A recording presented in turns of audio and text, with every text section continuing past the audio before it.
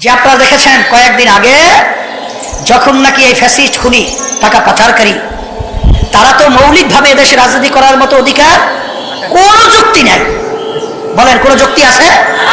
এই তাদেরকে যখন নিষিদ্ধ করার ব্যাপারে যখন আওয়াজ তুলেছিল তখন দেখেছেন ইসলামী আন্দোলন বাংলাদেশ আমরা কিন্তু ব্যানার নিয়ে উল্লেখযোগ্যভাবে এই অন্যায় প্রতিবাদে এবং এই খুনিদের বাতিল করার ব্যাপারে রাজপথে আমরা কিন্তু অবস্থান নিয়েছিলাম। এখন কথা হলো অন্য অন্য যারা রয়েছে তাদের কৌশল এটা আমি ঘৃণা করি, আমি ধিক্কার জানাই, আমি তাদের এই কৌশলকে ধিক্কার জানাই। কারণ দেশের হাজার হাজার মায়ের কোল সন্তান হারা হয়েছে, এদেশের ভিতরে এখন আমাদের কানে মায়ের কান্না এখন ভাবছে। কয়েকদিন পর্যন্ত আমাদের সন্তান, আমার সন্তান আমাকে মা বলে ডাকছে না।